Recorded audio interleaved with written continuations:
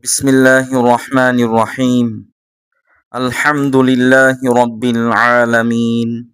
ওয়াসসালাতু ওয়াসসালামু আলা সাইয়্যিদিল আমবিয়াই ওয়াল মুরসালিন নাবিয়্যিনা মুহাম্মাদিন ওয়া আলা আলিহি ওয়া আসহাবিহি আজমাইন।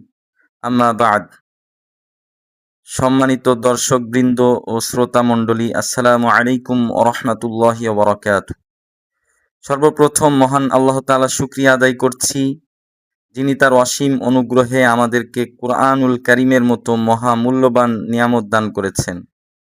কুরআন এমন এক মহাগ্রন্থ যা মানবজাতির জন্য হিদায়াত, রহমত, নূর এবং মুক্তির পথনির্দেশ। আল্লাহ তাআলা বলেন, আউযু বিল্লাহি মিনাশ শাইতানির রাজীম, ইন্না হাযাল কুরআনা ইয়াহদি লিল্লাতী হিয়া আকওয়াম। নিশ্চয়ই এই কোরআন এমন পথের দিশা দেয় যা সর্বাধিক সঠিক। সূরা আল ইসরা ৯ নম্বর আয়াত। প্রিয় শ্রোতামণ্ডলী, আলহামদুলিল্লাহ, আজ থেকে আমরা শুরু করছি তাফসীরুল মুহাররর লিল কুরআনিল কারীম গ্রন্থের ধারাবাহিক দার্স। এই তাফসীরটি মুআসসাসা আদ-দুরারুস সানিয়া এর গবেষণা বিভাগের প্রস্তুতকৃত একটি নির্ভরযোগ্য সমকালীন তাফসীর। এতে কোরআনের আয়াতসমূহের অর্থ, প্রসঙ্গ, সালাফে সালিহিনের ব্যাখ্যা এবং গুরুত্বপূর্ণ শিক্ষাগুলো সংক্ষিপ্ত, সহজ ও প্রমাণ ভিত্তিকভাবে উপস্থাপন করা হয়েছে। আমাদের এই দরসের উদ্দেশ্য কেবল অনুবাদ পড়া নয়, বরং আল্লাহর বাণীকে বুঝে পড়া, তার মর্ম উপলব্ধি করা এবং সেই আলোকে নিজেদের জীবনকে গড়ে তোলার চেষ্টা করা।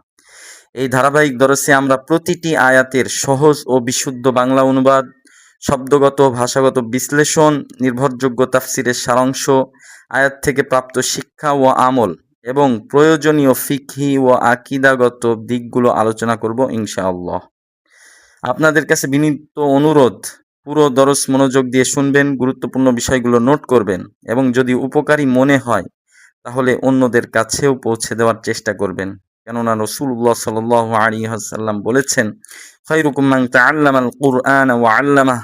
তোমাদের মধ্যে সেই ব্যক্তি সর্বোত্তম যে কোরআন শিক্ষা করে এবং অন্যকে শিক্ষা দেয়। সহিহ আল বুখারী। আসুন আমরা আল্লাহ তাআলার কাছে দোয়া করি।